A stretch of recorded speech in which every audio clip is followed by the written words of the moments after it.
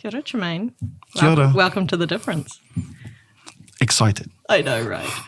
So, Tremain, you and I have had the pleasure of knowing each other now for a year and a half or so, with you being on our support worker advisory group. But for our listeners, do you want to introduce yourself a little bit? Oh, absolutely. Ko waiahau, taini te waka, taini te iwi, waikata te awa, mangatauri te maunga, mangatauri te marae, nā te kōriki te hapu, ko Tremain Tauhinu, tōku ingoa. Yeah, as I said in my PPR, my name's Tremain Tauhinu. I'm a father of 5, grandfather of about, I don't want to name that number, but I've been in this industry for a while now. I work for a beautiful trust called Mahitahi Trust, been there for about 8 years. I love my CSW work, passionate 100%. And I wish and I hope to bring more people into our mahi. And for the people at home who aren't in the sector, what's a CSW? A CSW is a community support worker who goes into the community to support our tāngata whaiara, to re-engage in the community. Awesome. And what is tāngata whaiara? Tāngata whaiara is the clients we look at, or as some people say, the patients. But in our kaupapa trust, we like to call them tāngata whaiara. And I think it translates to person seeking wellness or people seeking wellness, hey? Ka pai. Yeah. So how did you get into this work? Well, I was roped into doing working in as a residential support worker in the house, because I've done that kind of work for a long time. And one of the gentlemen wanted to do a swap in mahi to work in the community. He wanted to come to work in the house, and he wanted to come away from the community support worker. So I said, because I like the easiness of supporting our tāngata whaiora in the house, but I said, why not challenge myself? So I took the offer, and I've never looked back. Yeah. And how did you get into mental health and addiction at all? Oh, it was it was actually not long after my wife died. I had left for a long time, and I wanted to come back into mahi again. And it was mainly for not to work in the office, because some of my background's in the office. So I thought, why don't I work in the houses? And I went back to my old job, but instead of working in the office, I was working in the houses. And a lot of the community support workers in the houses were going, aren't you the guy that was in the office? So I said, yes, I am, but I wanted something different. And I loved that working in the houses. It was really refreshing, and it made my mahi more real compared to just numbers and paper. Yeah. But you haven't stayed as a community support worker, have you? You've recently made a big change. And I blame my team for that because, yes, I am promoted to a TL in my team due to the fact that they advertised for a new TL, and my team... That's team leader, yeah? Sorry, That's right. I know, there's so many acronyms in the sector, right? Yes, there is. So my team said to me, look, Tremain, we don't want a stranger coming into our team. I said, okay then. So we looked at each other, but they all looked at me. You're the senior one in our group. Would you like to be our TL? I hummed and hard for a while because I was afraid to be away from my tāngata whaiora, because I love my boys and I support them 100%, and I didn't want to lose their contact. But I took it because my team were thriving, and they under our old team leader, so I thought, well, I'll continue the mahi. So I made the move to team lead. And how's it been? It's been wonderful. Really? It's been wonderful. I thought I would... I really thought I would miss being a CSW. Yeah, when I was talking to you about it when you were first promoted, you were like, oh man, I'm really going to miss that connection with people. Absolutely, and I thought I was, but due to the fact I can do more as a team lead than I can as a CSW, due to the fact the supports I can give my CSWs, I can give more advice, I can push more purchase orders through, see more clinical teams fight on their behalf, things like that. I never could do that. It's just as one CSW. Having a TL next to my name gives me a bit more authority when I talk, especially at clinical hearings. So I advocate much better as a TL, and I still get to see my tāngata whaiara because my staff still bring them in. So so I still have their contact, and I'm allowed to visit them now and then. You're allowed to. I'm the boss, but I'm allowed to. Awesome. You mentioned something there before about getting more respect and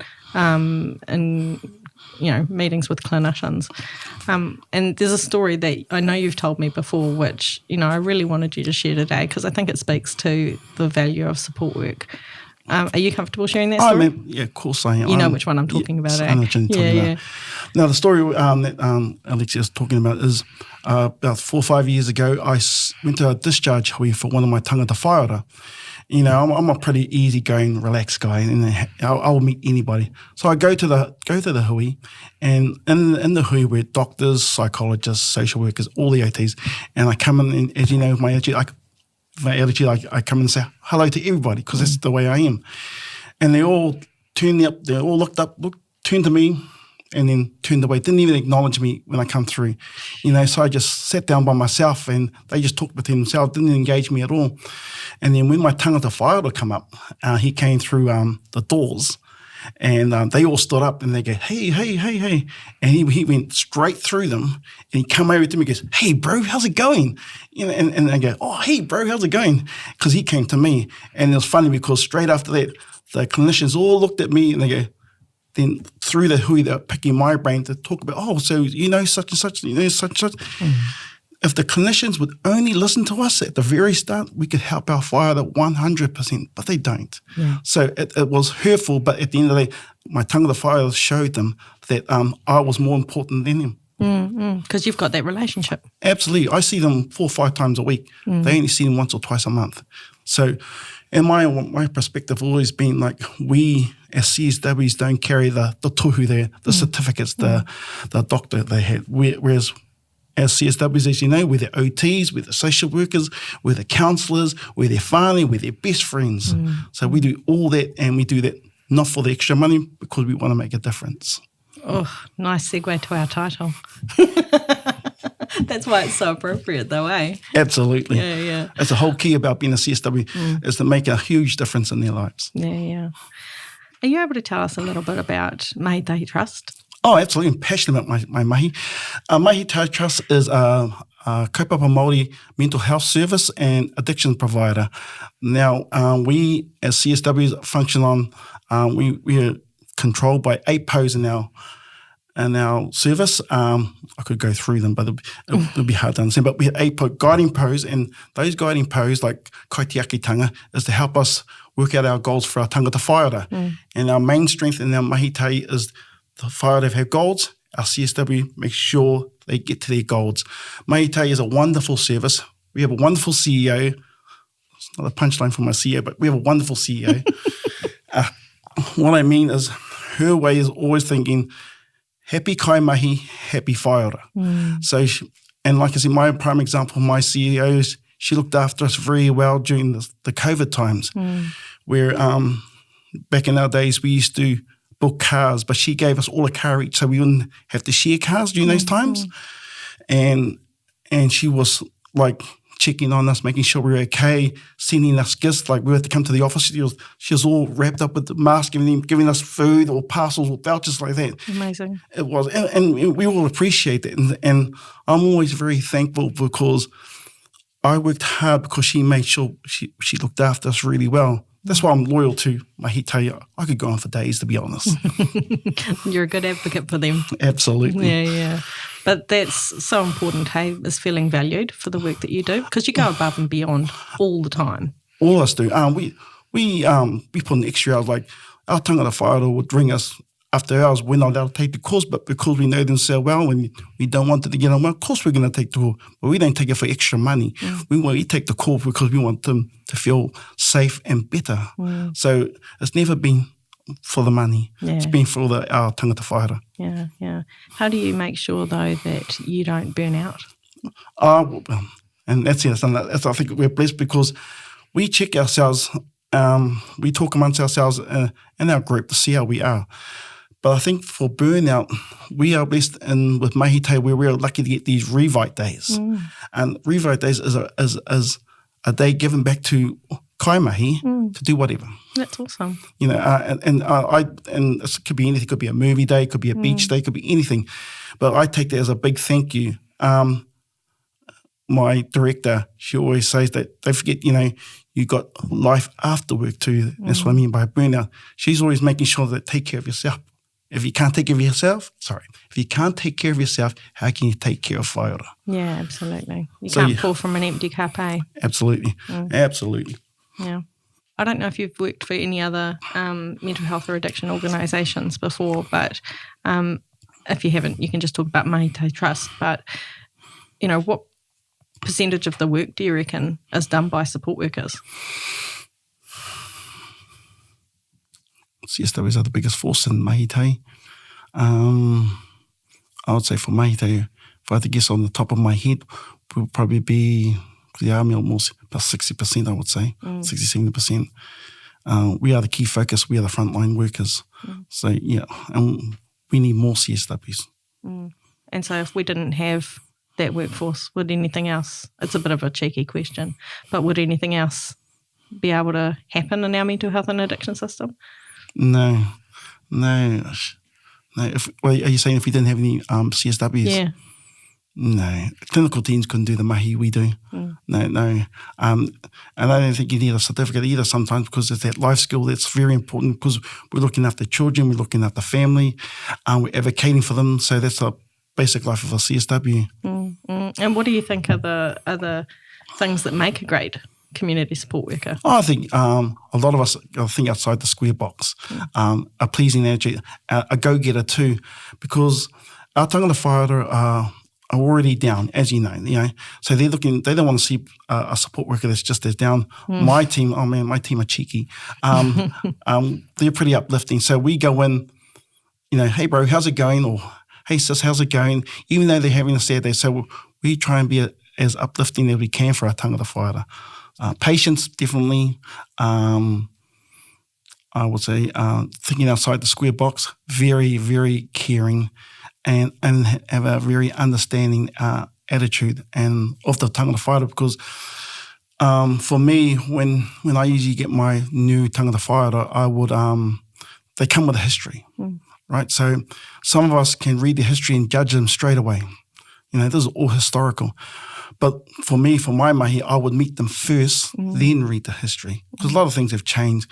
So I don't want to prejudge them going in there and thinking, oh, gee, they were this, they were that. Or my garb will just go straight up. Yeah. But if I go in them and meet them, I've never met them before, then we talk and we build a rapport right there and then. Yeah. So, yeah, that's, I think, having an open mind and being understanding. Yeah, 100%.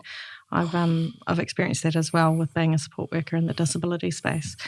Quite often you're told to, read someone's notes before you interact with them. And it sets you up with a whole different expectation as to who this person is, instead of just meeting them one-on-one and building that rapport. Like you say, it becomes a barrier.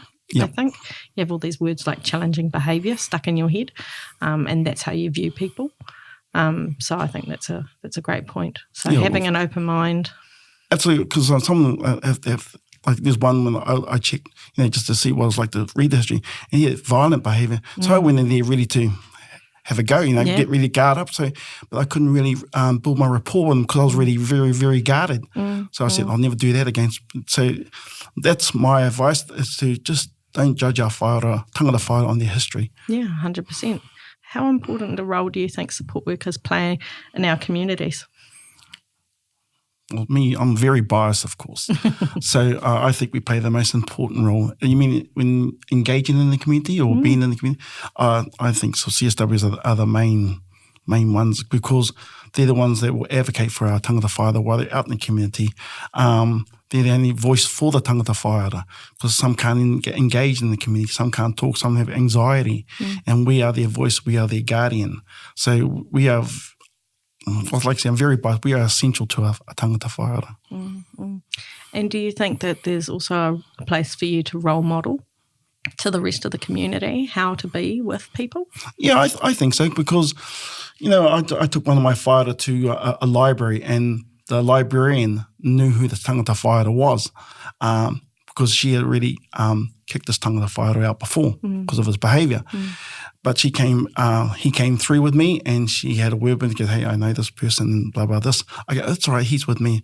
And so what she did is I brought him in, and I just sat there, but watched over him, and he interacted. He just had read his book, interacted with others, and she watched, she goes, hey, he's different. Why is that? He goes, because he's got somebody watching over him, because his anxiety's high. And if you come in like because she really growled him, his guards go straight up. And plus, he was wearing his dark shades. And what that does, it dulls the voices for him, because he just focus on what he's just doing. Yeah.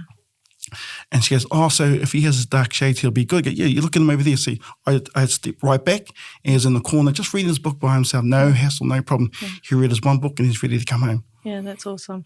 Sometimes I've heard stories about people thinking that support workers are lazy or not giving enough attention to their person that they're working with because they're standing back. What do you think about that? I know the story is out there. None of us CSWs are perfect, let's be honest. Some take it for they're just standing back, let the fire to do anything they want. But if you really want to make a difference in the tāngata whai, you can't be standing back and just taking it for a ride and just doing extra money. That whai is relying on you to make a difference, to protect them, to advocate for them.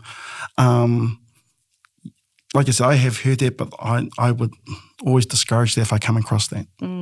But do you think you need to be up in the person's face all the time and like hovering over them and, like a policeman? Our tāngata whai? No. No, because what's that going to do to them? It's going to irritate them. It's going to make them anxious. It would irritate me. Yeah, exactly. And that's the mean. We know our tāngata whai so well. We can step back, and as long as they know we're around, they'll be fine. They're fine. But if you're in their face, of course, What would you say to someone starting out in this career? Because it is a career. A lot of people talk about support work as, the unregulated workforce. What do you think about that? So if a brand new person that was coming through, it's never done that type of mahi. Yeah. I'll tell them for me, it's the best job in the world because your office is the outside world. You're making a difference in a person's life. And if they go, how do you know that? You can change their day from when you pick them up. They're grouchy, they're mopey. At the end of this, and when you drop them off, they're smiling. And your focus becomes, once you meet the tāngata whai, you go, yeah, I know I can make a change in that person. So that'll be my advice. Yeah. And do you think it's a job that anybody can do? Absolutely. Like I said, I think I told you about my very good friend. When she was a mother, never done mental health, never done nothing. And she was nervous when she first got into it, and she's my best friend. And second year running, she ran Kaimahi of the Year. Hey. And because she did not realise it's her life skill. Yeah. And because she's a very caring person, and her tāngata whai thrived under her. Absolutely. So I used to hit her on the shoulder and go, yeah, see, I told you to do all right. Yeah. So you've recently gone up the chain, as you were, to the dark side of management. No, I don't want to put that out there, but what do you think people saw in you? That you've talked a little bit about how everyone was like, oh, you're the most experienced here, but what do you think? That's not why they hired you. It's just sticking around the longest. No, it's because my handsome looks, I think it was. But no, it was my director, and my service manager wanted me to come up. And I said, well, why is that? I'm happy as a CSW. And especially my director, she said, Tremain, you know the job so well. You know you can do well teaching others. I think that's the main thing. I can teach others at my level. I was really good at reporting and doing my admin side. So I was just helping others. I think helping my team through and other teams through. Yeah, and we had a little talk about that in the preparation for this episode. Hey, it's about leadership. What is it, and what does it mean in the world of support work? Does it just mean moving up through the ranks of management, or every workplace has got that one person, or maybe if they're lucky, a few CSWs or peer support workers, and everyone's like, oh, they're really great at dealing with that issue. You should go and ask that person. The person that everybody knows, go and ask them how they manage that situation because they're really good at that. It might be interacting with whānau or, doing their admin, like you say. Is that leadership? I think you'll be a leadership's got to be a jack of all trades, able to deal with all different circumstances. I'm able to deal with clinical teams. I'm able to deal with my managers. I'm able to deal with tāngata whai. I'm able to deal with my staff successfully. So I think having all those skills makes a good leader. But I think to be where you are, if you want to lead, to be honest, if I'm looking from a real honest point of view, having that experience as a CSW carries a lot of weight because the CSWs underneath you will respect you more when you make a decision because they go, yep, Tremain knows that he's already done that before, so yep, his decision has weight. And do you notice things in your teams now where you're like identifying people that have those leadership skills coming up behind you? Yeah, they don't want to jump up. They don't. There's two of them, I would say, they could do my job. Yeah. But they would rather me deal with all the paperwork and all the managers, because there's for a team leader, there's a saying, we are the meat in the sandwich. We get the crap from our kaimahi and we get the crap from our managers, and we're stuck in the middle. Yeah, the meat in the sandwich. Nice. What would you say to community support workers who want to excel and want to, advance themselves, but don't want to leave support work? That's a really difficult question because, as you know, there is no advancement for us CSW, and it's sad because we lose all that vast experience. I mean, massive experience. I've seen a very good CSW on my side who's now a social worker, but he's a bloody good social worker. Yeah. But it's a shame that it's only the dollar that made him go up. Yeah.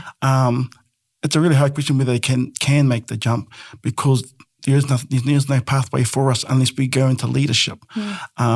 I was never interested in being a social worker or nurse, but neither was I a team lead. But here I am. But it's very hard. All I can say, it's a very hard pathway to anywhere. Yeah. And they all, as you know, they all end up being a social worker or nurse. Yeah. I mean, we do, at Te Pou, we've had for the last couple of years the privilege of being able to give out professional development grants for support workers and peer support workers. And, just looking through all the applications, probably 90% of them are people wanting to retrain to go into a different area. And that's gutting. Because, you wouldn't ever want to hold somebody back. That's their own, if that's their dream or they want to, as you say, go for a higher wage. Like, you would never hold that against them. That's everybody's prerogative. But, wouldn't it be great if you could just, be the best support worker and be able to still look after your family financially and, just advance your career that way? Absolutely. Like, it's hard because, and it really sucks because I see the mahi we all do, and it's like, we should be paid. Like I said, we can be social workers, counsellors, everything, but we're not paid enough. But we do so much good mahi with our tāngata whaiora, and us CSWs make massive improvement in their lives, but it just doesn't pay enough. And I understand why people go up, like you said, but I wish we could hold on to them dearly. I would pay them out of my money if I could, but we could never afford it. So that's just a pathway that they got. Yeah. So acknowledging, the limitations of wage increases, because that's the reality and we've got to be honest about it. And, the fact that most people who are wanting to advance end up leaving support work. Are there any other kind of leadership opportunities that you can think of to stay within support work? How else can you show leadership in that space? Only one is like being a team leader, or some of us become senior CSWs, which is just underneath our team lead. But other than that, other pathway, I can't see any other way. What about putting your hand up for other opportunities or going into different areas? But stay as a CSW. Yeah, but I think your rate still follows you wherever you go, no matter which role you go into. But some of them might change to a different area still as a CSW, but experience something like, I'll give you an example. They're working in the in the residential house, then they want to change their jobs and work in our day programs to work with different whaiora, watch how OTs work and things like that. So that could be getting the experience here, but the dollar amount doesn't really change at all. Yeah. I mean, that is one of the cool things about support work, though, is that it's so diverse. Like, versatile as. Yeah. I mean, if you have any interest, like say it's in youth, or say it's in supporting, the rainbow community, or say it's in supporting refugees, or say it's in, addiction, or specific types of support within those spaces. There'll be mahi out there for you. Obviously, not in every place in New Zealand, but support work is so diverse.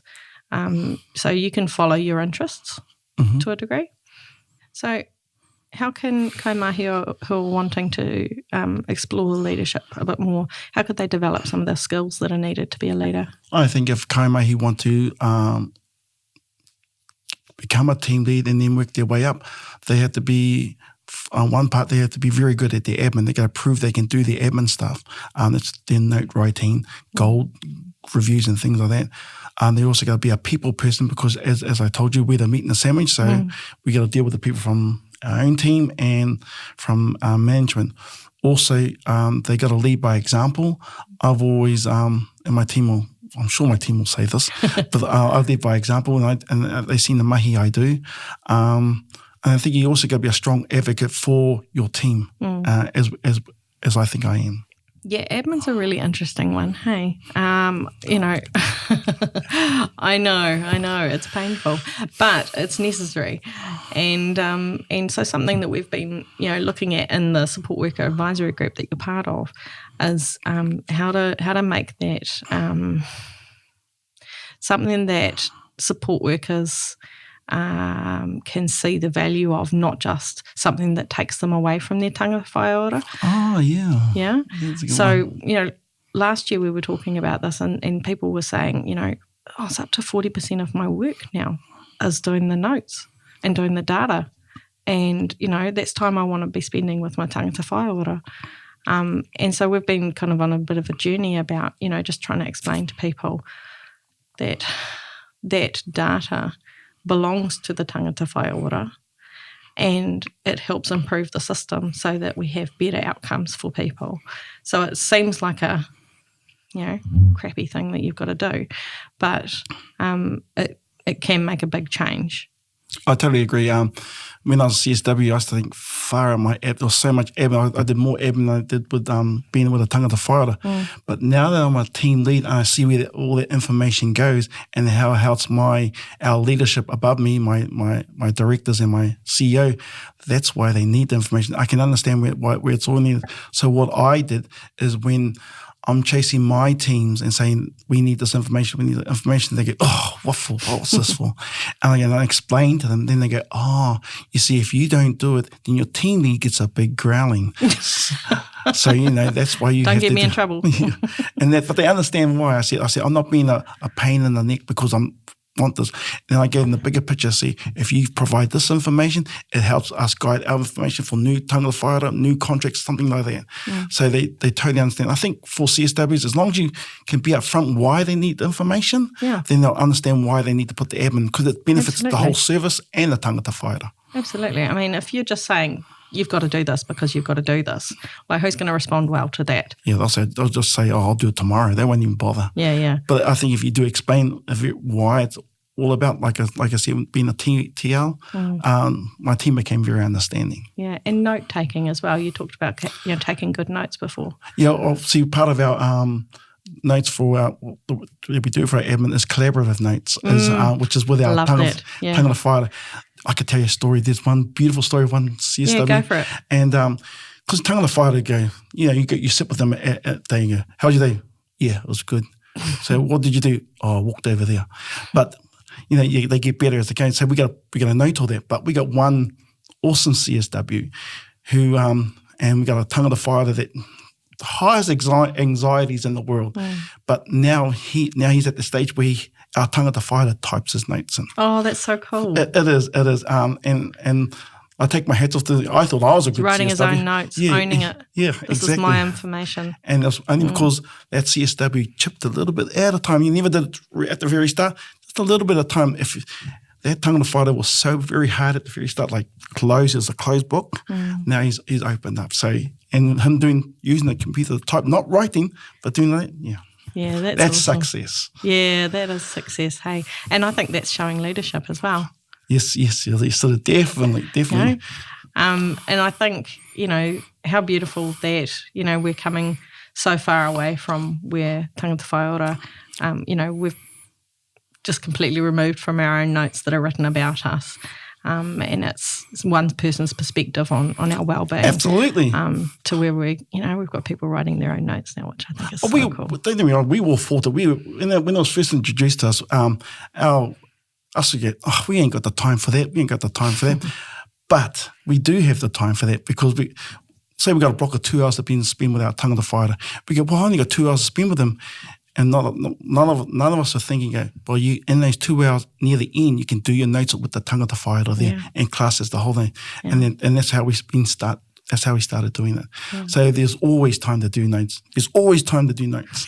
Did you get that, listeners? Tremain says. Oh, that's awesome. Okay, I got a curly one here for you. Do you think that support workers are valued enough? By our organisation, Mahitahi, yes. I don't know, I can't talk about other organisations, but definitely Mahitahi. Clinical teams, some. So I do think we're undervalued more than what we should be. And if I get all upset about this, but if they only just listen to us, if the clinical teams would just listen to us and pick our brains and really sit down with us, we could help our tāngata whaia to increase their wellness instead of them assuming what they need, instead of asking us what we think they need. But they never do. So, we're undervalued. And it's a shame, though, because, like I said, we see them all the time. We get the strongest rapport with them, and the clinical team just come in, fly in, you need this, you need that, and then go out. And then we got to deal with it. Because our tāngata whaia will go, oh, I got to do this now, They're upset. So we have to fix it up. But the clinical team have pulled out because they think they can create the mess and then walk out. So it's like, I wish they would just talk to us first. Yeah. I'm sure they're not trying to create mess. No. And they're very busy. I totally understand. Their caseloads are huge. So I understand. I just wish it only takes 5 minutes out of the day just to listen to us and then we'll get through it together. Yeah. Much more collaboration needed. Absolutely. Hey? And less hierarchy. Right? Right. Yeah. So how do you think, along those lines, we as a sector can better value support workers and the work that you do? Gee, that's a really hard one. Because you feel unappreciated for so long. I don't know, to be honest. We've reached out to clinical teams to listen to us. I'm not saying all clinical teams are bad, just some. It's really hard. I think when you've been talked over and not listened to, you just accept it as long as your whaia is okay. I just think it's a hard one. I don't know how we could better that unless us CSW had a doctorate behind our name, and then they'll probably listen to us. I guess that's the aim of this podcast as well, hey, is to shine a little bit of a light on sure. the mahi that you guys do, because it does go unseen. It does, and not in the 8 hours either. Like I said, it's always the after hours you do too. Sometimes we're coming back home late because we're getting their license, or we're getting their shopping, or we're visiting their auntie, something like that, and we don't clock in for those extra. We go, no, it's okay. I don't mind being late because this is for you. All those little things, but they don't see that. They just see this. Oh, we're just Uber drivers. Just Uber drivers, yeah. Uber drivers and occupational therapists and social workers and counsellors and all the things. Just without the paper, eh? Without the paper. How can support workers and their managers avoid burnout? Well, what we have in Mahitahi, we have our face-to-face with the team, and I did my first ones. Oh man, I learned so much about my team. Yeah. So, and that one is where we talk about everything. We talk about their well-being. We talk about what's going on at home. If they want to share, then we go from that to their caseload. Is their caseload enough? Is there enough hours? Any concerns with their whaia? Any highlights of their whaia? And that's where we work out, is everything okay? Yeah. So that's, reflective practice. Yeah. And so you're doing it, you're their upline manager. Yeah. And are you doing it one-on-one with people or as a group? No, one-on-one. One-on-one. And so you said this is your first time doing them. How did it go? I was like, man, it was so long. And then because most of them were my co-workers, and they go, oh, shucks, I know something else about you now, in a good way. Yeah. But then I realised, you really do really good mahi, because unseen, and you see all their work could go through their notes, their capacity, everything. So my team are so cool. Yeah. You're slightly biased. Always biased. So reflective practice is really important, you reckon, for Yeah. avoiding And burnout. Absolutely, because that's when we talk about it. But then I got that open door policy that's been shown to me by my leader and my servicemen before me. My team can come in and talk to me about anything. There's a thing about, people ringing for their sick days. They go, I'm sick. I say, you just ring me. If you need a sick day, just ring me. I'm not going to be the one that goes, no, you got to be here at 8 o'clock or something. You just talk to me, tell me honestly what's going on. If you need it, you got it. So I know it's hard, Mahi. I think that's why my team understand me, because when I say, are you really that? Because I don't know. I do the Mahi. So I think it's that understanding between each other. Yeah. And that's showing leadership as well, Tremain. I like to think so. So humble.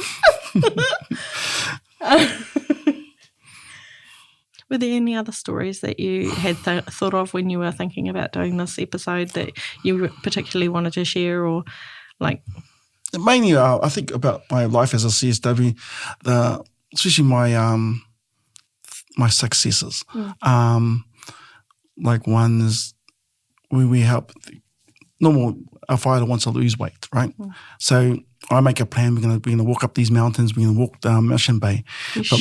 But my tāngata fighter prayed for rain. Always prayed for rain. So what I did, because I'm an awesome CSW, I go, okay, bro, we're gonna go to the shopping. He goes, oh, why is that? We're gonna go to Sylvia Park. Oh, why is that, bro? Oh, I need to do some shopping. He goes, oh yeah, okay then. So what we did, we went to Sylvia Park. Have you been to Sylvia Park? It's massive. So I said, oh yeah, I'm gonna go over here and go, oh shucks, I gotta go back over there again. I gotta go over there again. And we did our 10,000 steps. Yeah, I bet you did. And he goes, okay, did you feel your walk today? He goes, what walk? I say, the walk we just up, and he goes, oh, we did our walk. I go, yes, we did our walk today. I can take you home now. So, it's just little things like that for our tāngata fighter.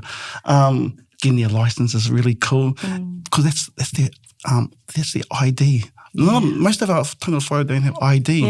They're flashing their ID just like little kids go, I got my ID. Or if they got their license, and we're cheering along side by side. We did that together. I go, no, you did it. I just helped you get to your appointments. Just little things like that. I don't want to share some sad stories, because I get some really sad ones. I don't want to cry. But I think the only thing I would say about our fighters when I discharge them, it's so sad, because you've had a long journey with them, and they come to the time, like there was just one, and he said, he goes, Tremain, I think I'm ready. I don't think I need any more support. I said, oh, bro. So I was going, are you sure because his goals were all completed. He was ready to move. His family were excited to take him back. And I was going, are you sure there's just not one? He goes, no. He goes, and then we're going through his whole history together, all the things he's done. And he goes, oh yeah, thank you, bro. That was you. Because at the start he was very, very hard. But at the end, that's why his family wanted him back. His family have always been very supportive. And I said to him, I said to the bro, I said, I'm going to miss you, bro? And he goes, yeah, And we both, as we do, we hugged it up and had a little tear together. Because it is hard, because I know success when they do leave, but it's harder because you put your whole energy into that person to succeed, but you see it and then you have to let them go. And I see him now and then. He's got his own job. He's got his own place. He's got a girlfriend. And now he wants to make himself get a family. So, so that's all in him. That's all what we want for people, eh? Absolutely. That's why CSW is the best work. Yeah. We make the difference. You make the difference. Nicely done. Thanks so much, Tremain. It's always great having a chat with you, but, so great that we get to share your thoughts with a wider audience. You're most welcome. I was here to share my thoughts and everything about CSW, my passion, my soul being, and hopefully it reaches people out there that want to make a difference in the world. Be a CSW, you can make a massive difference.